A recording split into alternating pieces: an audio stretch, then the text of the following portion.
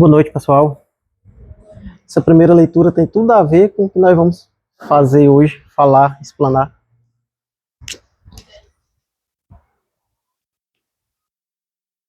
Tá funcionando? Eu não tô vendo. Tem que pressionar. Aí ligou. Pronto. Ligou. Olha, obrigado.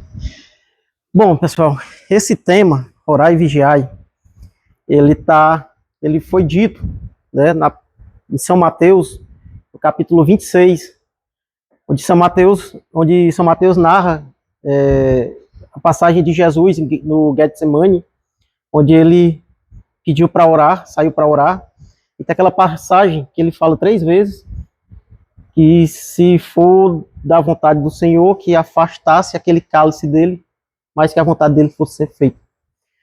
E aí, Pedro é convidado a mais os filhos de Zebedeu para acompanhá-lo na oração, e lá, quando ele volta, está Pedro dormindo, e ele cita, vigiai e orai, para que não entreis em tentação.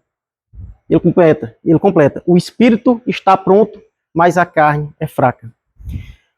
E esse trecho, orai e vigiai, ele é muito estudado dentro da doutrina espírita, em vários questionamentos, mas para que a gente entenda o contexto dele, é preciso a gente entender o que o Cristo quis nos dizer sobre orar. O orar, ele se refere à dimensão espiritual, né? Orar vem do latim, que quer dizer falar, orar, de oratória, falar.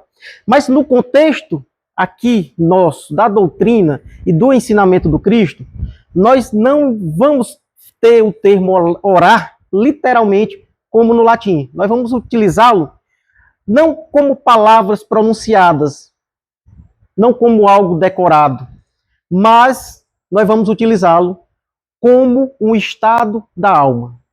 Então, toda vez que eu citar o termo aqui orar, nós iremos imaginar que nós estamos falando de um estado da alma. Uma oração é um estado da alma. Mas a oração, ela vai muito mais além da alma. O Evangelho segundo o Espiritismo, no capítulo 27, item 9, Kardec diz que a prece é uma invocação. Por ela, o homem entra em comunicação mental com o ser a quem se dirige. Ou seja, ele fala de uma comunicação mental não vocal.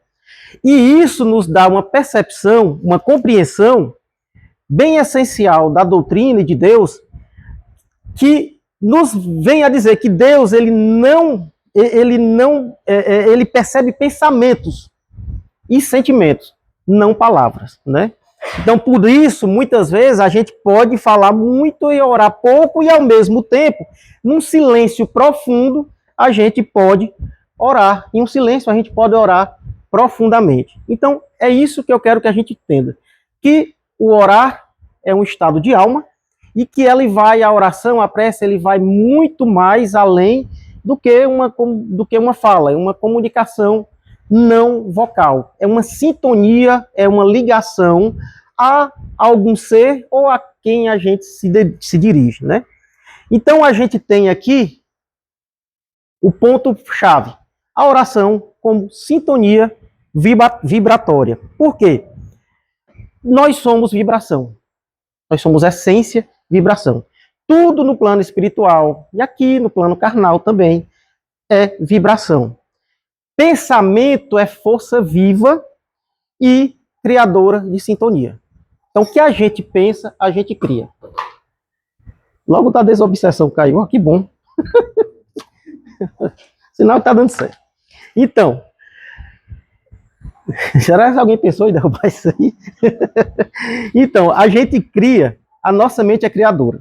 Só para a gente ter uma noção, eu já citei isso aqui uma outra vez, nós temos aqui um ponto em comum em tudo que a gente está vendo aqui, tocando. Tudo. Essa parede, aquele cartaz, esse computador, esse copo, essa roupa, tudo aqui tem uma coisa em comum. Ela foi pensada antes de ser produzida, executada. Então, o pensamento é força viva.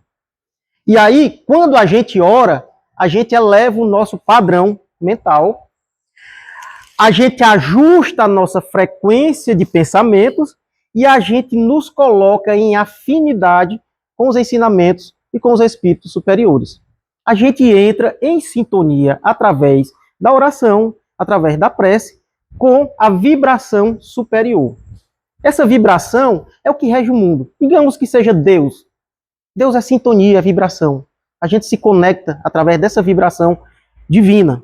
Então, através do pensamento, essa força criadora, a gente pode elevar o nosso pensamento, a nossa elevação moral, o nosso padrão moral, e nos colocarmos em afinidade, em sintonia com espíritos superiores. Né?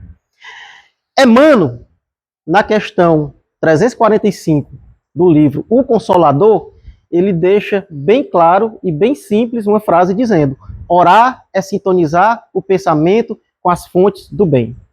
Então, toda vez que eu oro, eu estou em sintonia, eu estou colocando em sintonia a minha vibração com as fontes do bem. E essa é a frase central para que nós possamos entender, pela doutrina espírita, o que é a oração. Certo? É colocar em sintonia através do pensamento com as forças do bem. Né? Então, é através, não se trata de convencer Deus a mudar algo fora, mas de nos harmonizarmos por dentro. Então, quando a gente entra nessa sintonia, nós estamos nos harmonizando por dentro com Deus. E aí, tem um ponto-chave, que a gente pode dizer que onde está o nosso pensamento, ali estamos vibratoriamente. Lá onde estamos. Se a gente está vibrando no bem, se conectando com a divindade, fazendo oração, conectando com o Espírito Superior, vibratoriamente, nós estaremos lá. Então, mas aqui cabe um pontozinho de reflexão. Para ficar uma coisa, uma distinção necessária, uma diferença entre rezar e orar. Né? Rezar pode ser uma coisa que pode ser, ela pode também não ser. Ela pode ser uma repetição automática, ela pode ser um hábito mecânico, pode ser a boca falando, mas a mente distante, mas eu também posso ser numa repetição automática, estar em sintonia com algo superior. Eu também posso, num hábito mecânico, estar conectado com o bem, e eu também posso, com a minha boca falando, mas a mente pode estar distante, mas também conectada ao bem. Não pode ser, mas pode não ser, né? Então tem uma questão aí. Já orar é intenção sincera. Orar é sentimento envolvido e orar é consciência do que se pede e do que se agradece. Quando eu estou ali conectado, quando eu estou na vibração sincera com Deus, com aquele sentimento envolvido e consciente do que eu peço e do que eu agradeço, eu estou orando, eu estou em sintonia com a oração. Manuel Filomeno de Miranda, no livro Reencontro com a Vida, ele diz o seguinte: a mente, quando disciplinada pela oração, torna-se campo fértil para a inspiração superior. A mente, quando disciplinada, esse nome é muito importante, eu quero depois tocá-lo mais na frente com alguns exemplos. Disciplinada pela oração, torna-se campo fértil para a inspiração superior. Então, ou seja, a oração verdadeira, ela organiza a nossa mente. Ela não foge da realidade. Ela não vai te levar para lugares onde você provavelmente não possa estar. Ela vai ser realista. Ela vai te dizer, ó, aqui, ó. Só que quando você está disciplinado pela oração, você está disciplinado pela conexão da tua alma vibratória com as forças superiores divinas, você está se tornando um campo fértil para inspiração superior, para o bem, para produzir algo que vai te dar bons frutos no plano, no mundo espiritual, moral e futuro que a gente vai seguindo na caminhada. E aí tem um ponto que dá para orar vivendo. Dá para orar vivendo. Por quê? Um ponto libertador, orar não exige isolamento do mundo. E aqui, eu posso orar trabalhando no meu local de trabalho, fazendo o que eu devo fazer com consciência, fazendo o bem com consciência. Eu posso orar cuidando da minha família, ali quando eu trato com paciência, com amor, tentando entender o outro. Eu posso orar enfrentando dificuldades, que é um ponto-chave. Dependendo da dificuldade que eu estou passando, seja ela financeira, seja ela de saúde, seja ela qual seja, que eu acho que cada um aqui já deve ter passado por umas situações meias, alguma problemática que você viu ali, alguma dificuldade. Mas se você procura fazer a tua conexão mental com Deus, fazer a tua oração, a tua vibração, sem revolta e buscando o equilíbrio, você está seguindo no caminho do bem e da paz e para achar a solução da tua dificuldade. Veja que Beli eu coloquei sem revolta, buscando equilíbrio. Dá para eu orar no trânsito, que é o mais difícil. Não é, Gorete? Ninguém consegue. Mas dá. Dá, alguém te fecha. Se você, em vez de vibrar negativamente, com a frequência ruim, você pode elevar o pensamento e entender o porquê daquele cidadão estar daquele jeito. Entender o motivo a qual, se está com algum problema, alguma coisa. Então, eu estou ali orando. Eu estou vivendo e orando.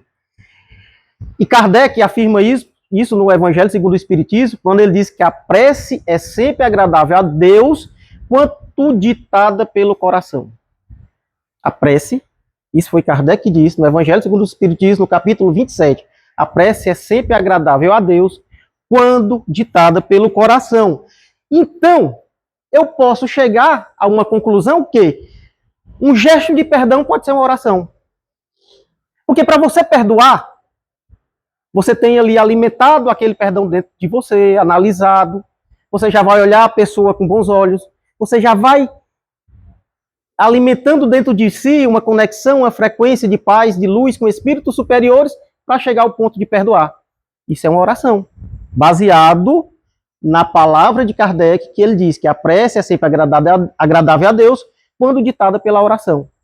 Então, quando eu estou fazendo, elevando o meu pensamento no bem a uma pessoa que me fez um mal, eu estou numa vibração, com a sintonia superior, agradando a Deus, então eu estou fazendo a oração.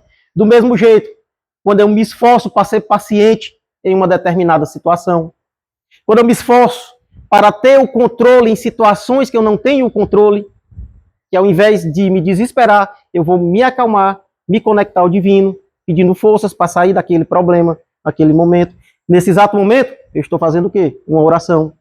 Quando eu elevo o meu pensamento a Deus de agradecimento a algo que me aconteceu a outro, aquele momento ali, como eu estou conectado a Deus, eu estou fazendo uma oração. Então, orar é elevar a alma, alinhar o pensamento ao bem e abrir espaço interior para a ação dos espíritos superiores. E aí, tem um detalhe. A oração sozinha, ela não nos sustenta se não cuidarmos daquilo que pensamos. É o que a primeira leitura quis dizer. Daquilo que também pensamos, sentimos e alimentamos mentalmente dentro de nós. A oração sozinha, ela não vai resolver se nós não cuidarmos daquilo que alimentamos mentalmente dentro de nós. Aí vem o segundo ponto. É aí que entra a palavra, o segundo verbo de Jesus, que ele disse, vigiai. Que aí, como o orar era a dimensão espiritual, Jesus nos conhecendo, sabendo da nossa estrutura psicológica, o que ele fez? Ele acrescentou o vigiai, porque o vigiar nada mais é a dimensão psicológica e moral nossa. Nós somos mente, corpo e espírito. A dimensão orar é a dimensão espiritual, a vigiar é a dimensão psicológica, moral, e elas duas juntas ditam os resultados do nosso corpo. Então, se orar é elevar a alma, vigiar é educar a mente. E aí, vigiar não é ter medo. Vigiar não é ter medo, é ter lucidez. Quando Jesus Cristo fala em vigiar, ele não diz para você sair fiscalizando ou desconfiando do mundo afora, não. Das pessoas ao seu redor. Esse vigiar que Jesus quis dizer É para nós elevarmos e voltarmos os nossos olhos para dentro de nós, com honestidade e responsabilidade. É nos observarmos. E observarmos não as nossas atitudes ainda, porque as atitudes são reflexos dos pensamentos. Chegarei mais na frente com um exemplo sobre isso. Então, hoje, se eu quero que minhas atitudes lá na frente sejam positivas, eu tenho que primeiro analisar os meus pensamentos aqui. Hoje. Então, quando Jesus diz vigiar, ele diz o seguinte: observa a si mesmo, só que com honestidade e responsabilidade. Por quê? Vigiar no sentido de Jesus, nesse contexto, ele quis dizer para vigiarmos os pensamentos que cultivamos, para vigiarmos as emoções que alimentamos, para vigiarmos as reações automáticas e também as tendências que se repetem. Eu vou falar um pouquinho de cada um desses daqui para a gente colocando alguns exemplos. Kardec, na questão 459 do Livro dos Espíritos, perguntou à espiritualidade amiga qual a influência dos espíritos na nossa vida, né? Uma pergunta bem mais ou menos assim. E Kardec e os espíritos responderam que os espíritos influem em nossos pensamentos e em nossos atos muito mais do que imaginamos. Muito mais do que imaginamos. Só que tem o seguinte: eles influenciam porque acham campo em nós. Nosso campo dá lírio, dá o joio, dá o trigo. O que é que a gente está alimentando? Então, à medida que nós somos influenciados mais do que a gente imagina, só que as nossas atitudes, elas são reflexo do que eles encontram em nós, do que eles acham dentro de nós. Por exemplo, não somos tentados de fora para dentro. Nós não somos tentados de fora para dentro. A tentação, ela chega porque ela encontra eco dentro de nós. Nós somos o campo propício, tanto para o bem como para o mal. Tanto para influências boas como para influências ruins. O que é que está ecoando dentro de nós? O que é que está ecoando? Baseado na sua resposta, na minha resposta, eu vou saber o que vai me influenciar. Se é bom ou se é ruim. Então a tentação não vem de fora. Ele vem porque ele acha. De fora para dentro não. Ele acha o eco dentro de nós, o campo propício para as influências.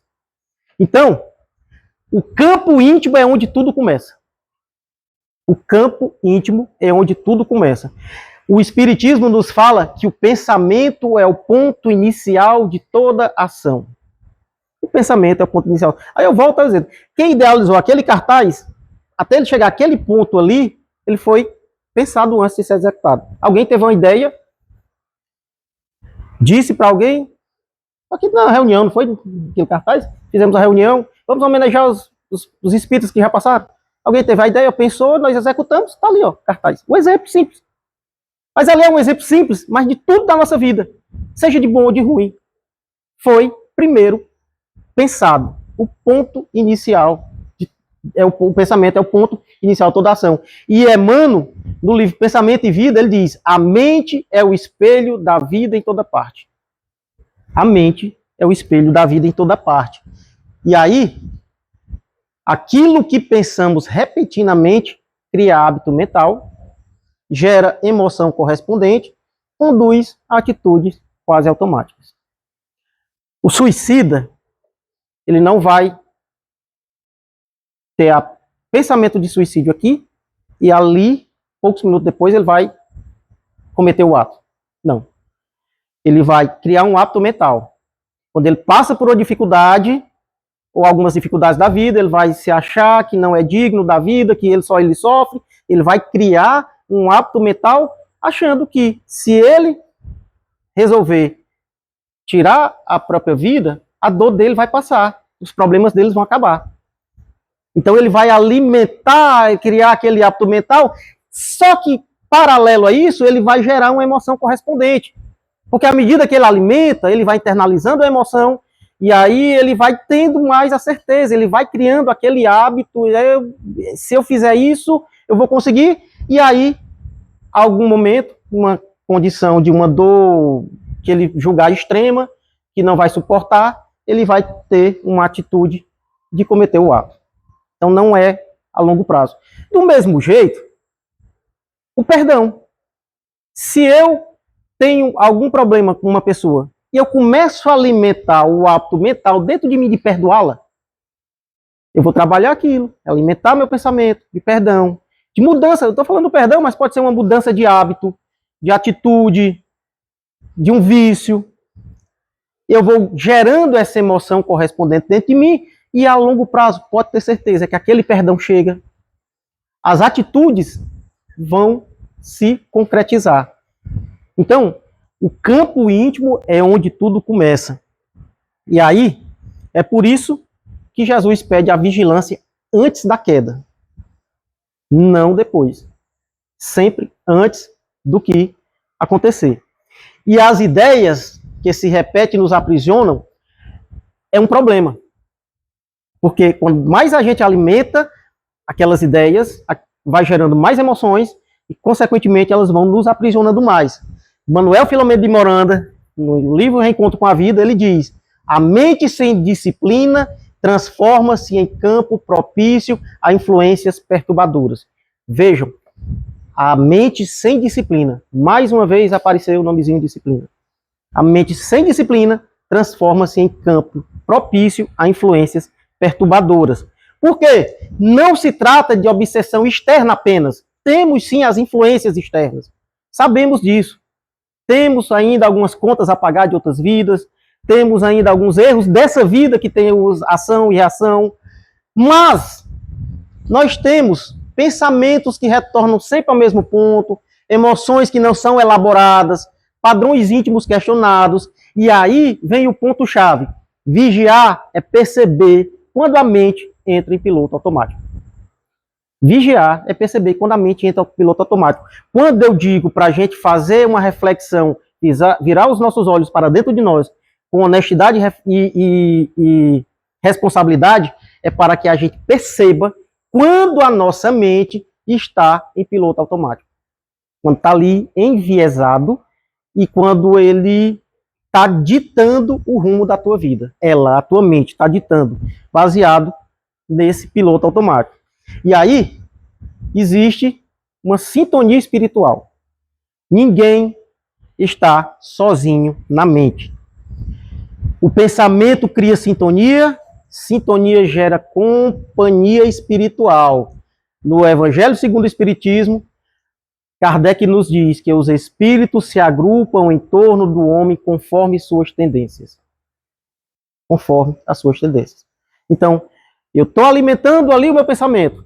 Eu estou enviesado. Minha tendência não é de mudança, é de dar cabimento àquilo que eu não consegui vigiar, que eu deixei a mente tomar de conta. Seja em vícios, seja em atitudes de inveja, seja cotidiano, um problema de trabalho, no familiar, seja onde for. Eu vou ter aquele campo propício para chegar pessoas, tendências, e não é só do mundo espiritual, não, certo? Pessoas aqui também. A gente costuma dizer que semelhante atrai semelhante, né? Vai ser sempre alguém, uma inveja, uma fofoca, vai chegar sempre alguém para te ajudar naquele ponto. Sempre vai ter um, porque ali você está na mesma sintonia, entendeu? Então os espíritos se agrupam em torno do homem conforme suas tendências, segundo o Evangelho, segundo o Espiritismo.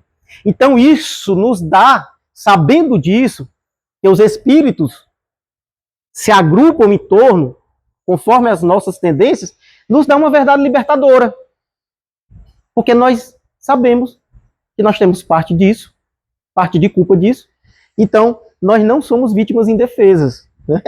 Nós somos coautores do nosso próprio problema, da nossa própria sintonia. Nós somos coautores.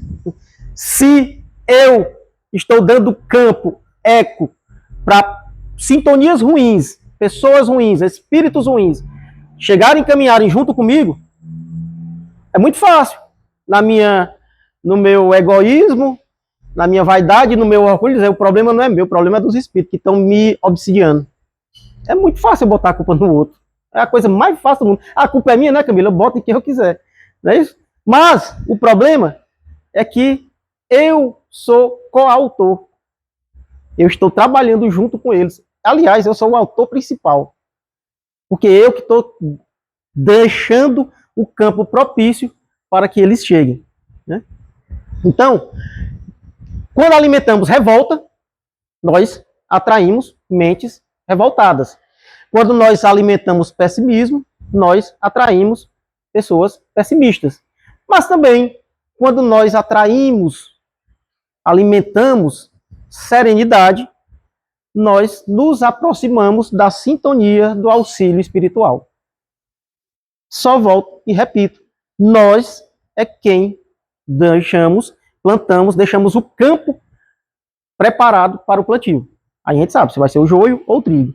Então, vigiar é selecionar o que permitimos, vigiar é selecionar o que permitimos permanecer em nós. Então, vigiar, lembre-se, vigiar é permitir o que eu quero que cresça dentro de mim. Eu estou vigiando. Selecionar, aliás, já é selecionar o que eu quero que cresça dentro de mim. Então, muitas quedas morais acontecem por falta de vigilância emocional. Respostas impulsivas, palavras ditas sem reflexão, julgamentos precipitados. Isso aqui, Emmanuel observa, diz que a vigilância é a disciplina da emoção. Só um exemplo da vigilância, uma queda moral, um impulso, algo feito na impulsividade. Baseia-se no conceito de falta de vigilância emocional. Então, a vigilância é a disciplina, mais uma vez, olha o nome, disciplina, é a disciplina da emoção. Então, ou seja, não basta saber o bem, é preciso treinar a reação ao bem. Aqui, todo mundo sabe o que é certo e o que é errado. Todo mundo sabe. Nós nunca erramos sem saber que estávamos... não, eu fui enganado, eu errei porque eu não sabia. Não. Todo mundo sabe. Porque nós temos um juiz dentro de nós. Nós temos a consciência. É o nosso juízo diário. Então, toda vez que a gente errou sabendo que estava errando. Não vem com a desculpinha aqui. Não sabia. Não, você sabia sim. Todo mundo sabe que tem o caminho do bem e do mal. E aí, a vigilância é a disciplina da emoção. Não basta saber o bem, é preciso treinar a reação ao bem. E aí, para fechar o que é vigiar, para a gente fazer o link em orar e vigiar, que eu já falei o que é oração, e agora o que é vigiar. Vigiar, fazendo uma síntese, é o exercício diário de autoconhecimento. Diário de autoconhecimento, no qual observamos pensamentos, emoções e tendências antes que se transformem em atitudes. Vigiar é nós procurarmos, selecionarmos nossos pensamentos, emoções e tendências antes de se transformarem em atitudes. E aí vem o ponto. Vigiar sem orar é desgaste. E orar sem vigiar é ilusão. E por isso que Jesus uniu os dois verbos. E aí, são inseparáveis. Orar e vigiar. São inseparáveis perante os ensinamentos do Cristo. Jesus não disse orai ou vigiai. Ele foi dizer orai e vigiai, porque sabia que uma atitude sustenta a outra. Porque quando se separam, surgem dois desequilíbrios muito comuns na caminhada espiritual. Quando você separa o orar do vigiar, existe um desequilíbrio muito comum nessa caminhada. Como? Olha aí. Aqui está um sutil risco. A postura de quem? Ora pedindo auxílio. Todo dia está orando, pedindo para Deus auxilie. Pede forças, paciência, equilíbrio, mas não observa os próprios impulsos. Ou seja, a pessoa pede paciência, mas não vigia a irritação, a impaciência nas pequenas contrariedades, o tom de voz. Como é que eu vou pedir se eu não estou fazendo por mim?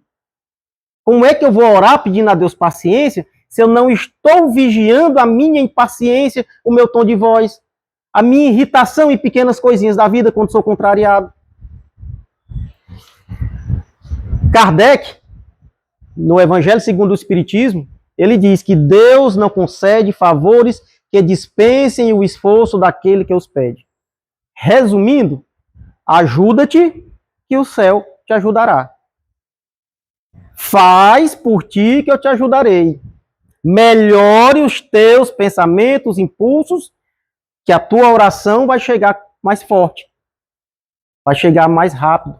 Seu problema vai ser resolvido da melhor forma. Então, a oração não substitui o trabalho interior. Ela fortalece, mas não age sozinha. Ela vai te fortalecer. Mas é preciso você agir também. Você se policiar, você vigiar. E, ao contrário, também dá problema. Vigiar sem orar vai ser um esforço solitário e cansativo. Porque eu vou todo dia estar orando, ou vigiando meu esforço moral, minhas mudanças. Eu vou ter ali meu autocontrole rígido, minha cobrança excessiva, minha vigilância de não falar palavrão, minha vigilância de olhar o outro sem aquela maldade. Mas, se eu esquecer a sintonia com Deus, a vibração, a oração, eu vou me cansar, eu vou ter um desânimo, a sensação de carregar tudo sozinho ali, que Deus não está me ouvindo. Por quê? Eu estou só mudando, mas Deus não está me ouvindo. Eu estou vigiando, eu estou fazendo a minha parte. Aí eu fico desanimado, porque você não está na sintonia com o alto. Então, Emmanuel nos diz no livro Caminho, Verdade e Vida, sem a prece, o esforço humano permanece incompleto. Isso aí foi ele que disse no livro Caminho, Verdade e Vida. Sem a prece, o esforço humano permanece incompleto. Então, a oração, ela renova as forças, a oração suaviza o julgamento e amplia a nossa misericórdia interior. Essa misericórdia interior. Porque nós também, quando também a gente vira os olhos para dentro da gente, e analisa e vigia os nossos pensamentos, a gente também tem que saber a origem desses pensamentos. E muitas vezes o que falta é a falta de nos perdoarmos. De nos perdoarmos. Termos a nossa misericórdia interior. Vamos já tratar um pouquinho disso na frente, né? E aí o equilíbrio proposto por Jesus é o seguinte. Ele parte de 3 premissas. Orar para elevar a sintonia, o pensamento, a vibração. Vigiar para sustentar. Eu elevo o meu pensamento e eu vigio também os meus pensamentos. Mude a sintonia e o rota que eu quero tomar. Mas como é que eu faço essa vigília? Mudando, agindo, transformando as minhas atitudes. Então, orar para elevar, vigiar para sustentar e agir para transformar. Manuel Filomeno de Miranda, no livro Reencontro com a Vida, ele fala: a transformação moral não ocorre por saltos, mas por esforços constantes e conscientes. Eu não vou dar um salto daqui. A escada evolutiva é um degrau de cada vez. E tem uma coisa interessante que eu vi um senhor falando hoje, no Sertão Místico é o nome do Instagram. Era uma senhora num terreiro de Umbanda, ela disse: a vida é um degrau de cada vez. E você chega lá em cima sem cansar. Se você correr, você cansa. Às vezes você cai, você tropeça. É um degrau de cada vez. Então não adianta eu dar um salto maior do que a minha perna. Eu tenho que ir de pequenos em pequenos passos, com esforços constantes e conscientes. Porque a reforma íntima é um processo, não a perfeição. A perfeição, um dia nós vamos chegar lá, com fé em Deus. Eu espero chegar lá primeiro que você. Nadinha, chegar lá vocês vão me puxar. Então, a perfeição, nós vamos chegar um dia. Ainda estamos um pouquinho atrasados. Na escala dos mundos que a gente conhece, são 5. Nós estamos no 2º ainda.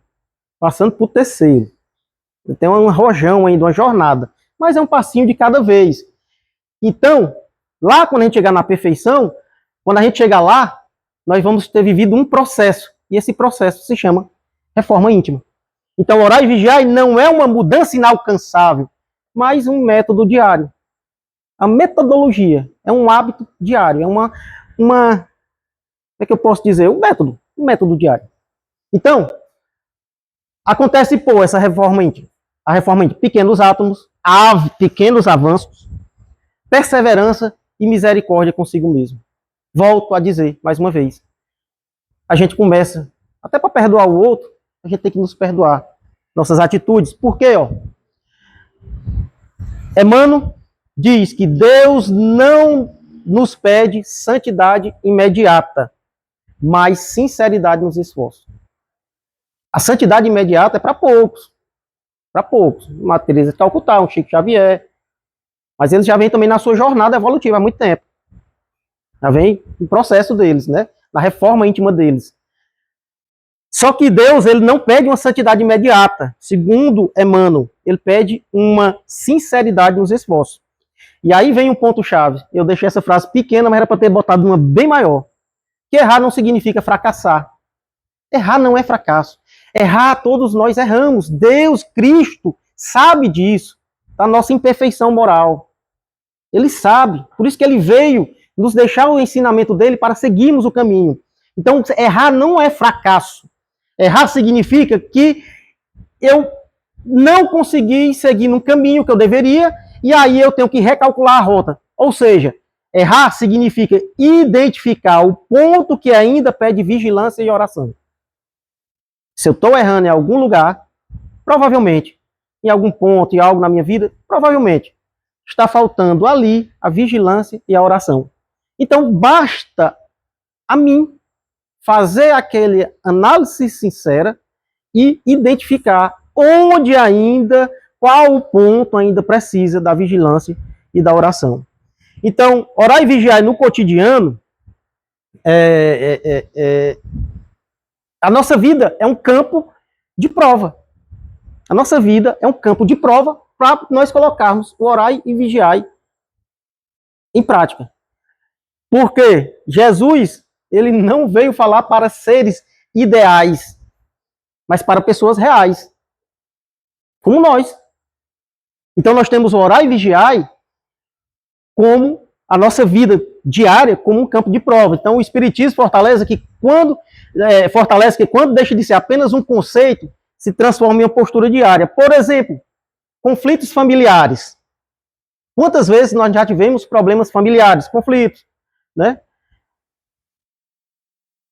E Kardec nos diz que os espíritos se encarnam frequentemente no mesmo meio para se melhorarem mutuamente. Você está na família certa, no lugar certo, com as pessoas certas para a sua evolução. E foi você que escolheu, ainda tem isso. Foi você que escolheu com a permissão de Deus, ainda tem mais isso. Então, muitas vezes, nosso maior aprendizado é com a nossa família. Muitas vezes, os maiores desafios são com nossos familiares. E aí, onde aplicar o orar e vigiar? A gente ora pedindo equilíbrio. Mas a gente não ora para mudar o outro. A gente ora equilíbrio para entender o outro.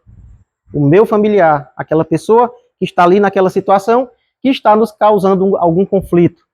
A gente vigia o tom de voz, o impulso de responder, o desejo de vencer a discussão. Nosso ego quer vencer. E muitas vezes, quando é dito uma palavra, nosso impulso é rebater com uma força maior para dizer que eu ganhei. Aí é aí que a gente vigia. E aí eu posso me perguntar para colocar em prática.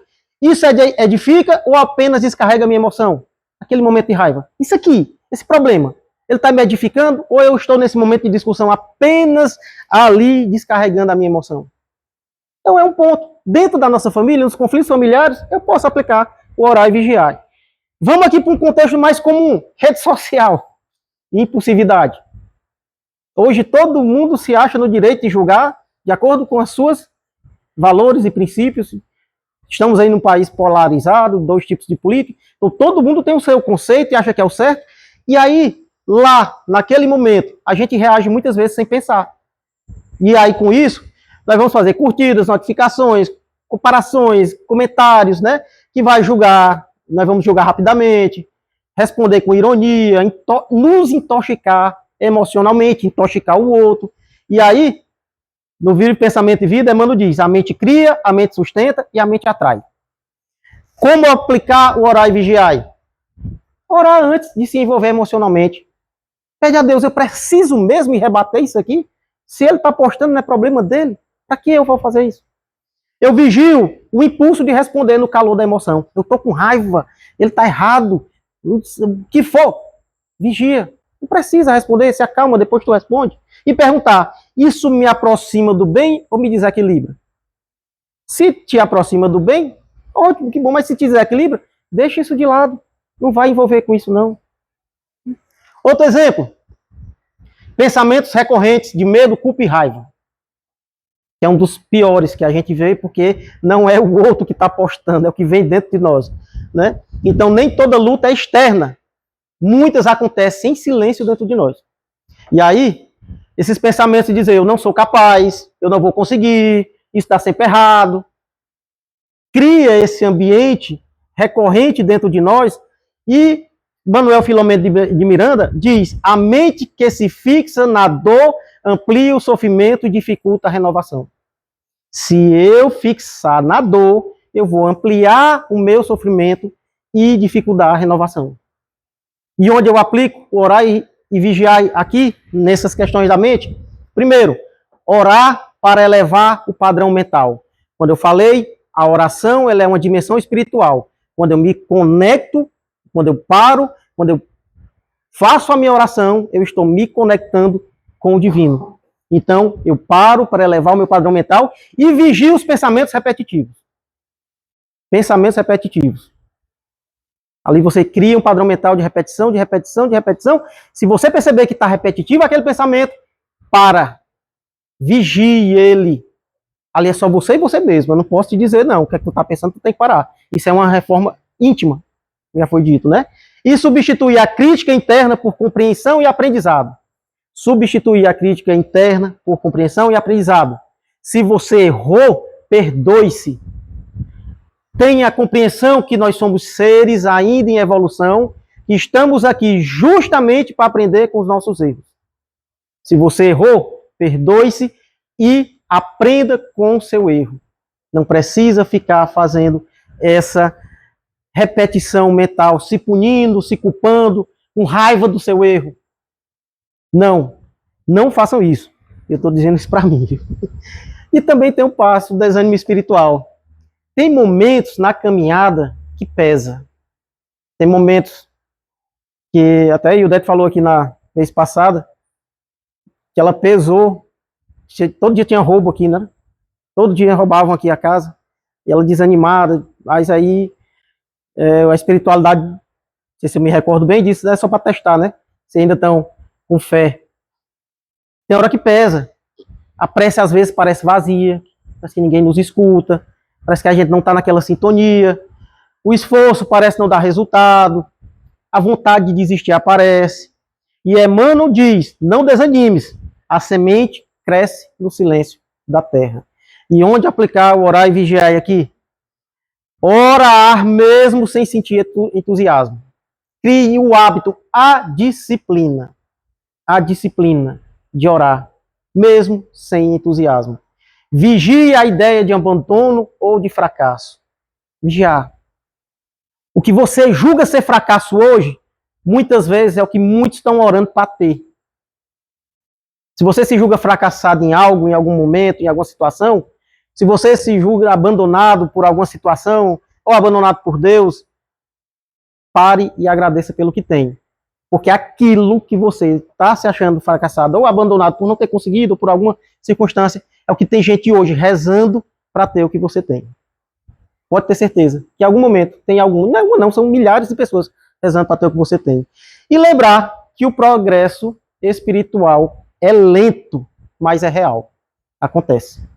O progresso espiritual é lento, mas ele acontece. E aí, meus irmãos, orai e vigiai. Há dizeres do Cristo, escrito por São Mateus, que trata tanto da dimensão espiritual como a dimensão moral do homem. É um convite ao amor. Um convite do amor, um amor próprio. Não uma cobrança à perfeição. Lembrar que a caminhada é lenta, mas é real. Lembrar que o fracasso, o erro não é fracasso, é uma rota, é um aprendizado. E que Jesus conhece nossas fragilidades e nos oferece um caminho de equilíbrio. O que é esse equilíbrio? Orando e vigiando. E a transformação é um processo diário. Diário. Sem falhar um dia. aquele dia que você fica todinho dentro da sua casa sem fazer nada, pode ter certeza que ali tem uma transformação. E, para finalizar, eu peço que cada um de nós leve uma seguinte pergunta para a semana. Tipo assim, diante do que vou pensar, sentir ou fazer, como posso aplicar o orar e o vigiar? No meu trabalho, na minha rotina, no que eu pretendo fazer, no que eu pretendo sentir, no que eu pretendo pensar, no que eu vou trabalhar dentro de mim esses dias. Como posso aplicar o orar e o vigiar aqui? No mais, eu agradeço a Deus a oportunidade de estar aqui. Agradeço vocês pela paciência de me escutar. Desejo muito obrigado e muita paz e muita luz.